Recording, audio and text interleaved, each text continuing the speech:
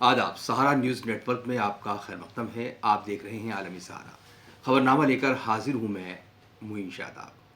सबसे पहले एक नज़र सुर्खियों पर।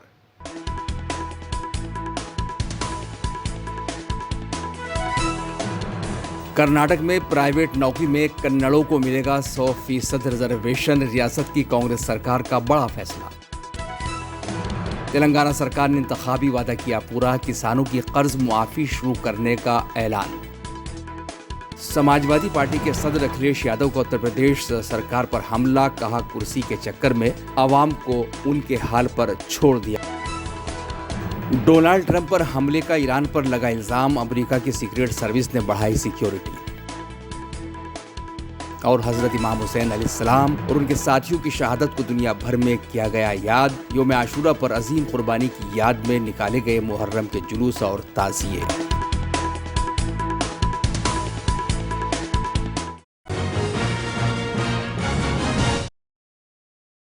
कर्नाटक की प्राइवेट फर्मों में ग्रुप सी और ग्रुप डी की असामियों पर कन्नड़ लोगों के लिए 100% रिजर्वेशन लाजमी करने वाले बिल को काबीना की मंजूरी मिल गई है। वज़ीर आला सिद्धारमैया ने सोशल मीडिया एक्स पर अपनी पोस्ट में इसकी जानकारी दी। वज़ीर आला ने आगे कहा कि वो कन्नड़ हामी सरकार हैं। उनकी अव्वलियत कन्नड़ लोगों की फलाह है। ज़राए के मुताबिक कर्नाटक रियासत की सनतों, कारखानों और दिगर इदारों में मकामी उम्मीदवारों को रोज़गार के मुतालिक 2024 बिल जुमेरात को असेंबली में पेश किया जाएगा। अपोजिशन ने इस फैसले पर नुक्ताचीनी की है।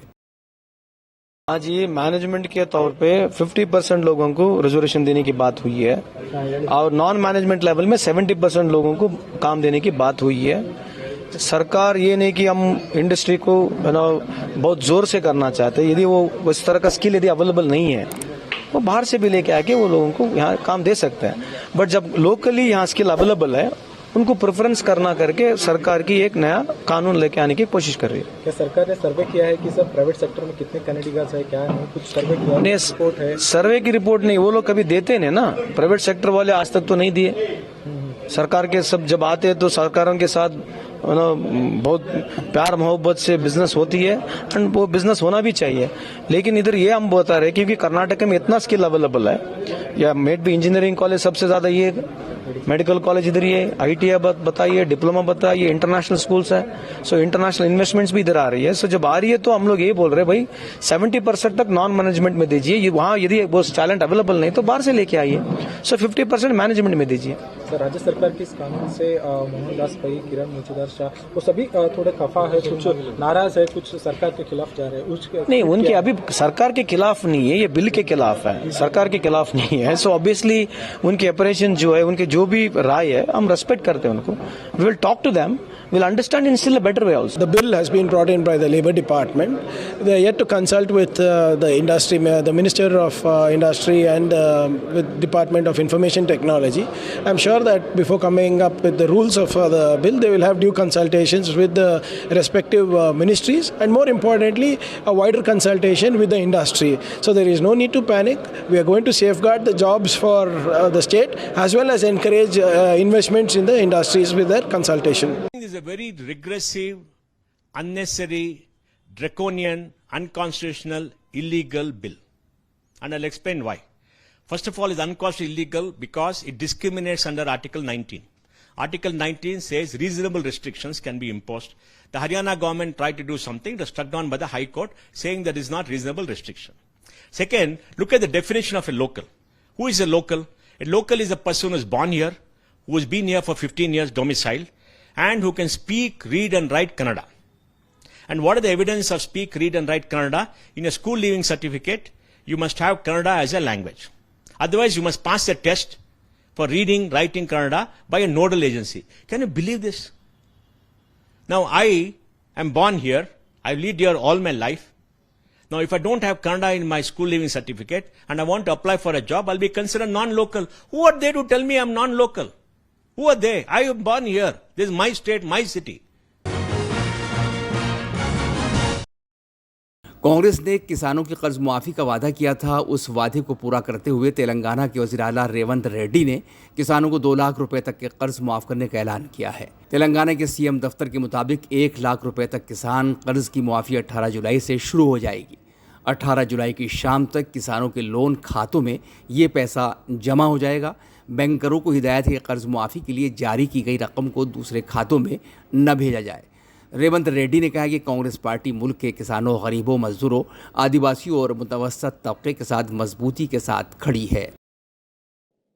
डिसेंबर 12, 2018 తారీఖు నుంచి మొదలుపెట్టి 9/12/2023 వరకు సరిగ్గా 5 సంవత్సరాలు గత ప్రభుత్వం, మళ్ళొక్కసారి నేను చెప్తున్నా, గత ప్రభుత్వం డిసెంబర్ 11, 2018 తారీఖు వరకు కట్ ఆఫ్ డేట్ పెట్టి రెండవ విడత రైతు రుణమాఫీ చేసింది. డిసెంబర్ 12, 2018 తారీఖు నుంచి తీసుకున్న రుణాలు డిసెంబర్ 9, 2023 వరకు 5 సంవత్సరాల మధ్య కాలంలో ఈ రాష్ట్రంలో ఉన్న రైతులు తీసుకున్న 2 లక్షల రూపాయల వరకు రుణమాఫీని చెయ్యాలని మా ప్రభుత్వము ఈ మంత్రివర్గంలో నిర్ణయం తీసుకున్నది. ఇచ్చిన మాట ప్రకారం 2 లక్షల రూపాయల రుణమాఫీ చెయ్యాలి. కట్ ఆఫ్ డేట్ 12/12/2018 నుంచి 9/12/2023 మధ్య కాలంలో రైతులు తీసుకున్న రుణాలను 2 లక్షల రూపాయల వరకు మాఫీ చేయాలని మా మంత్రివర్గంలో మేము నిర్ణయం తీసుకున్నాము. ఈ రుణాలు మాఫీ చేయడానికి దాదాపుగా 31,000 కోట్ల రూపాయలు అవసరం అవుతున్నది.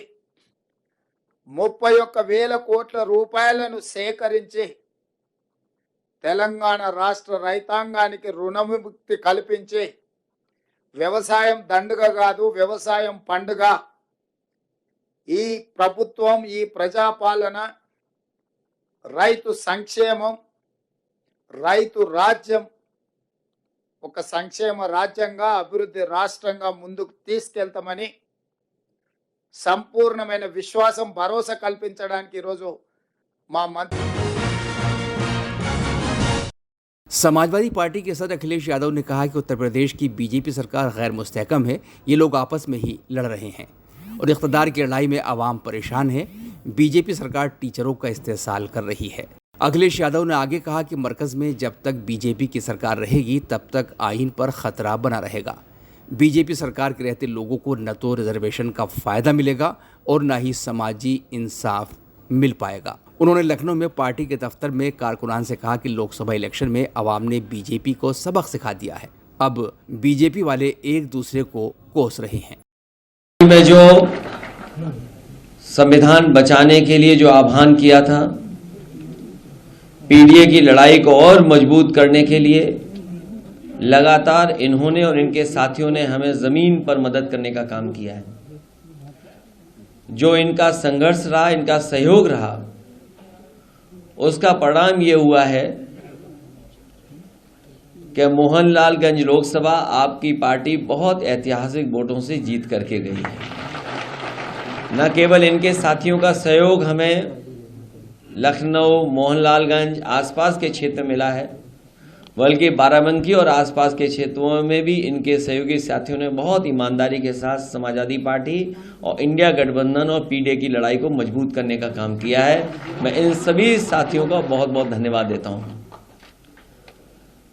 हमें उम्मीद है कि आने वाले समय में इनके साथी सहयोगी और समाजवादी पार्टी के साथ मिलकर के समाजवादी आंदोलन को और मजबूत बनाने का काम करेंगे। हाल ही में जो सरकार फैसले ले रही है, ये सरकार जो आपस में लड़ रही है, इनके फैसले भी जल्दीबाजी के हैं। जहां शिक्षकों को परेशान करने के लिए जो सरकार ने फैसला लिया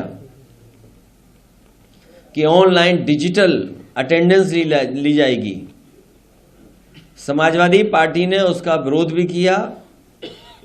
और आपके माध्यम से मैं कहना चाहता हूं, ये फैसला स्थगित नहीं होना है। स्थगित का मतलब यह है कि कभी भी सरकार इसको लागू कर सकती है। तो ये फैसला निरस्त हो तभी हमारे शिक्षकों की असली मदद होगी। वहीं ये जहां कमजोर पड़े हैं, लखनऊ में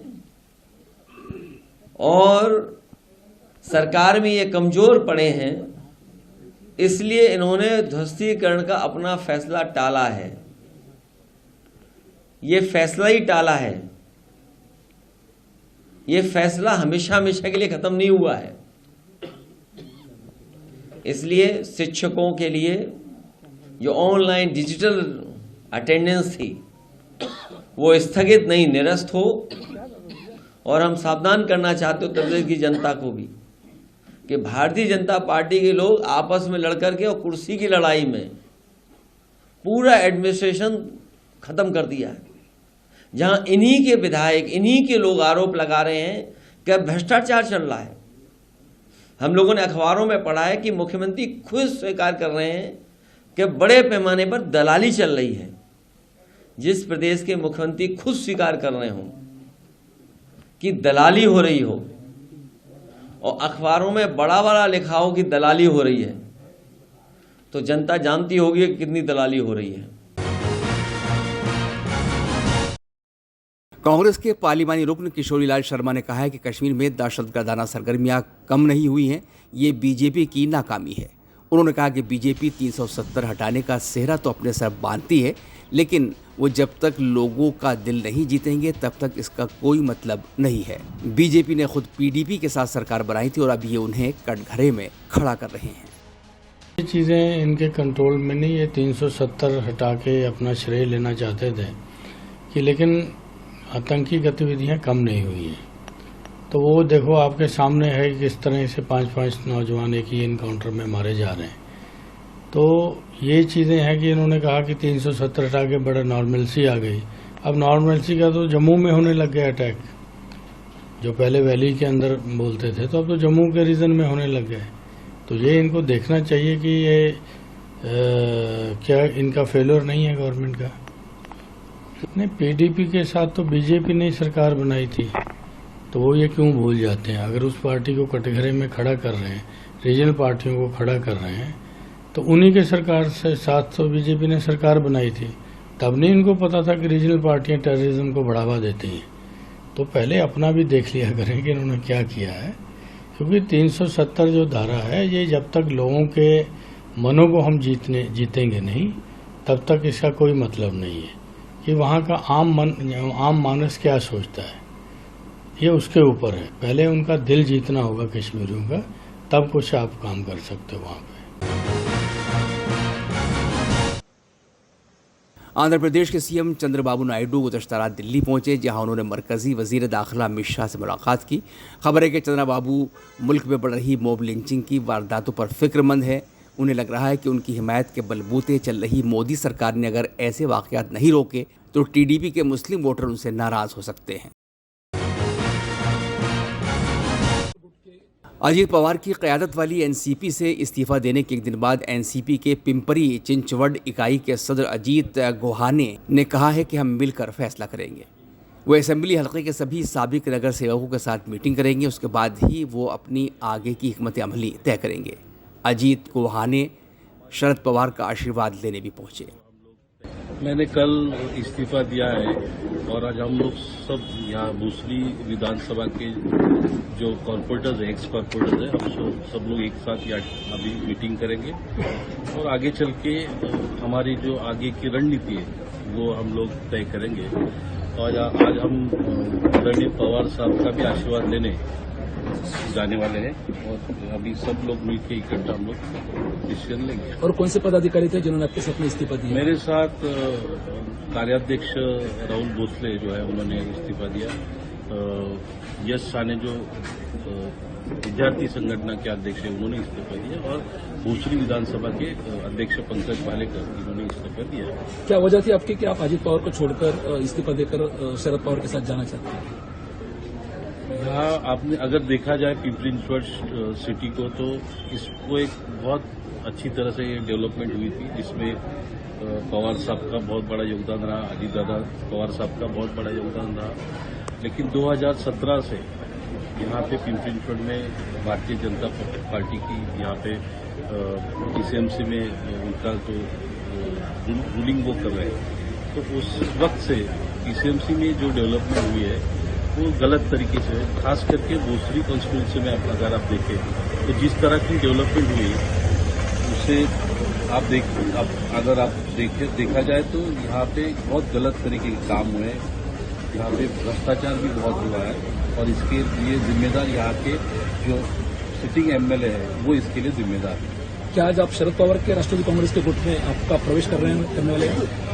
आज हम लोग उनका आशीर्वाद लेने जा रहे हैं। हम लोग अभी साथ मिलकर बैठ के तय करेंगे और अब पवार साहब को हम लोग मिलने जा रहे हैं। कितने पदाधिकारी और कितने माजी नगर सेवक आपके साथ होंगे इस प्रवेश करते हैं? भोसरी के लगभग सभी पदाधिकारी इसमें सहभागी है, तो हम लोग सब मिलके जाएंगे। क्या आप भोसरी विधानसभा लड़ने के लिए इच्छुक हैं? हाँ, मैं भोसरी विधानसभा लड़ने के लिए इच्छुक हूँ और उस तरीके से मैं तैयारी कर रहा हूँ।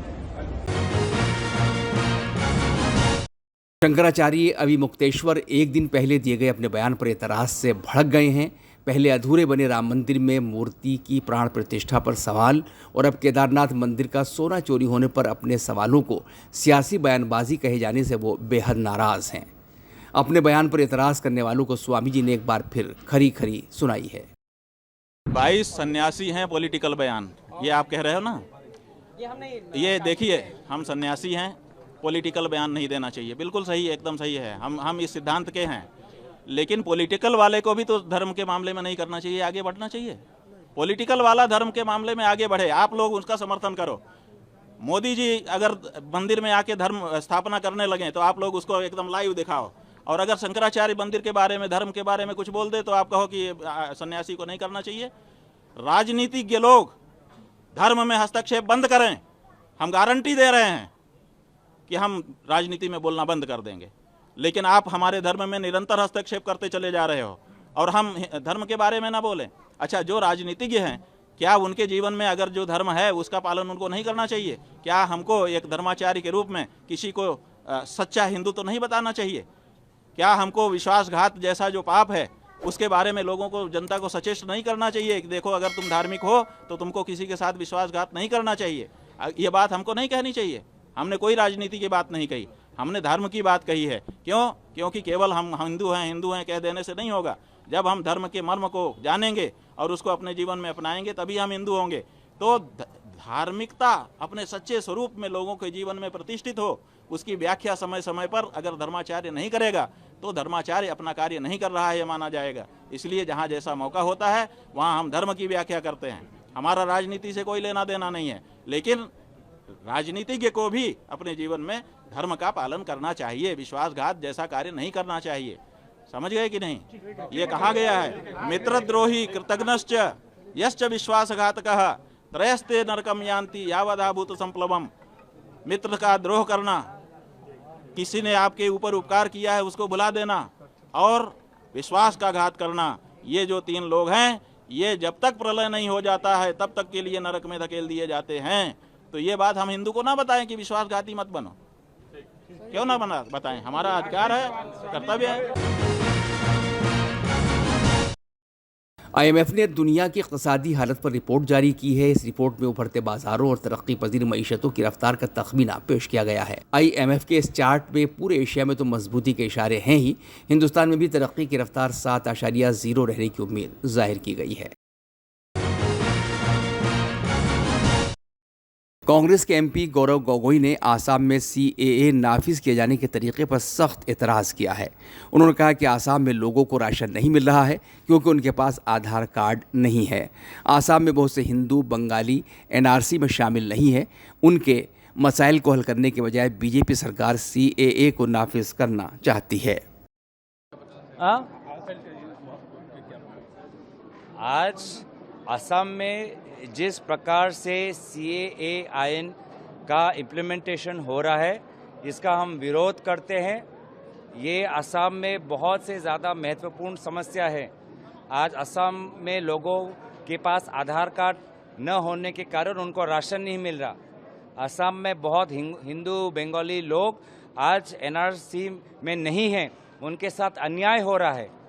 और उनकी समस्या समाधान करने के बजाय वर्तमान की भाजपा सरकार आज का आइन आज इम्प्लीमेंट करना चाहती है। किसके लिए?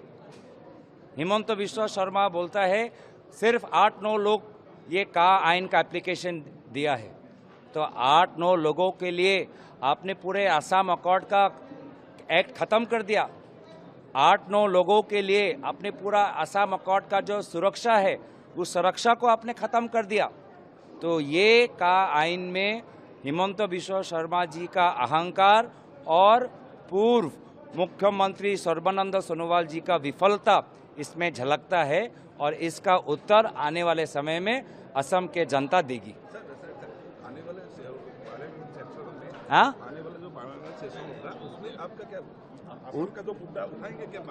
हाँ, असम में बाढ़, उत्तर पूर्वांचल में बाढ़ की समस्या, कटाव की समस्या बहुत महत्वपूर्ण है।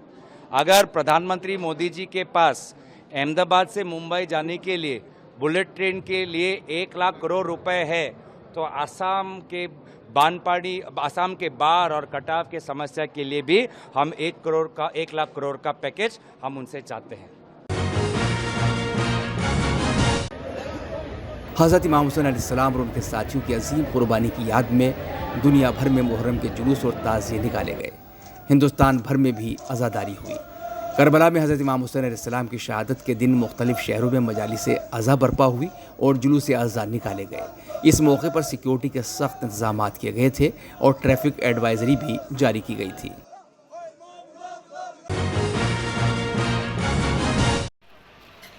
मुल्क की राजधानी दिल्ली में मुहर्रम का जुलूस कश्मीरी गेट से बरामद हुआ और मुख्तलिफ रास्तों से होते हुए जोरबाग करबला पहुंचा। मुहर्रम के मद्देनज़र दिल्ली में शब आशूर से ही जामा मस्जिद समेत मुख्तलिफ इलाकों में सिक्योरिटी सख्त कर दी गई थी।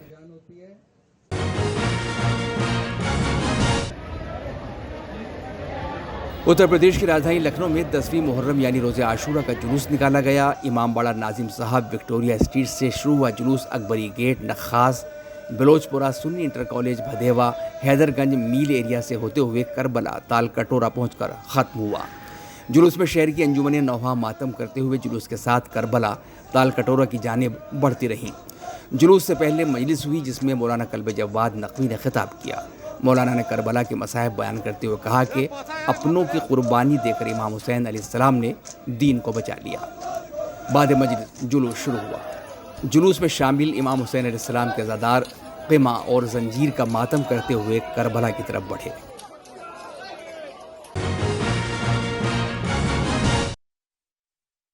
लखनऊ में मुहर्रम के जुलूस के मद्देनज़र सिक्योरिटी के सख्त इंतजाम किए गए थे। मल्टी लेयर सिक्योरिटी बंदोबस्त यहाँ हुए थे। तकरीबन 2000 सिविल पुलिस फोर्स, पीएसी की 14 कंपनियाँ, सेंट्रल पैरामिलिट्री फोर्स की 2 कंपनियाँ तैनात की गई थी। इसके अलावा घुड़सवार पुलिस को भी तैनात किया गया था। ड्रोन के जरिए जुलूस पर नज़र रखी गई।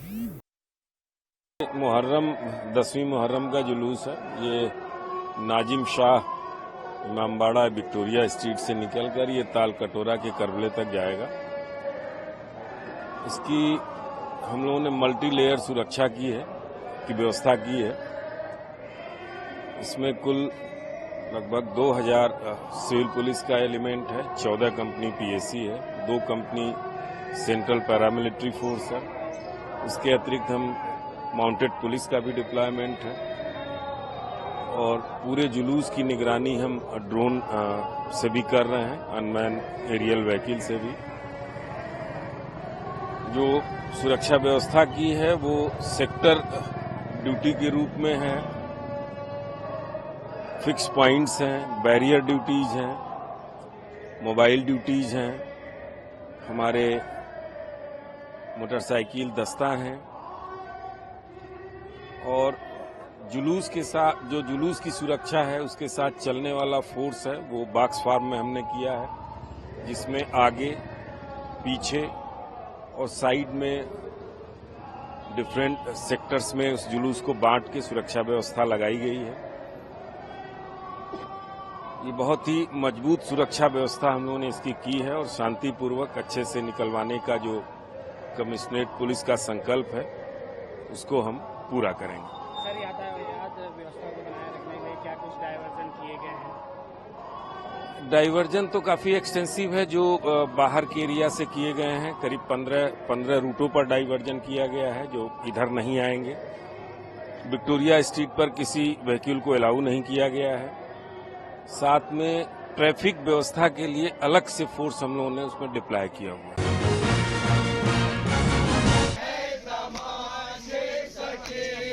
इससे पहले लखनऊ में अलम शब आशूर का जुलूस इमामबाड़ा नाजिम साहब से निकाला गया। हजरत इमाम हुसैन के साथ 72 साथियों की शहादत की याद में उठने वाले जुलूस में शहर भर की अंजुमनें नौहा पढ़ती हुई शरीक हुई। जुलूस से पहले एक मजलिस हुई जिसे मौलाना कल्ब जव्वाद नकवी ने खिताब किया।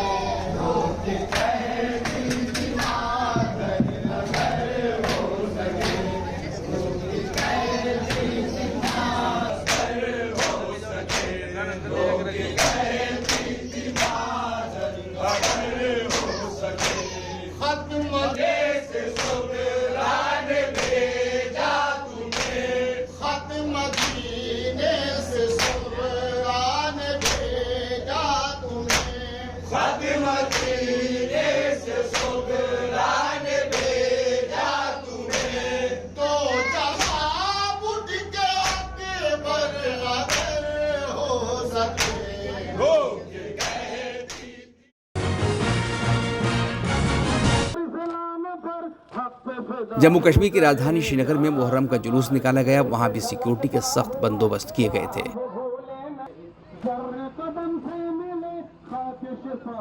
There are elaborate arrangements and district magistrate has issued permission for this defining the conditionalities and all. So police has made elaborate arrangements. Police manpower is deployed here at the lanes and by-lanes so that the procession which starts from Gulshanabad concludes at Zadibar. Any untoward incident that has been reported, like the flag issues that were raised last time in the 8th of Muharram? There were some issues, so that was not as per the conditions. So we have taken legal recourse to those things, and we have also told organizers to cooperate and not to do such kind of things. America में सदर के ओहदे के उम्मीदवार Donald Trump पर हमले का इल्जाम ईरान पर लगाया जा रहा है। हमले के बाद सीक्रेट सर्विस की जानिब से ट्रंप की सिक्योरिटी बढ़ा दी गई है। गजा में मासूम बच्चों पर इस्राएली फौज की वहशियाना बमबारी जारी है। गुज़श्ता रोज़ उसने गजा में यूएनओ के स्कूल को निशाना बनाया, जिसमें कुल 26 फ़लस्तीनी शहीद हो गए। इसी के साथ गजा के अकेले कैंसर अस्पताल को भी बमों का निशाना बनाया गया। गजा के साहिल पर मोर्टार से भी हमले होते हुए देखे गए।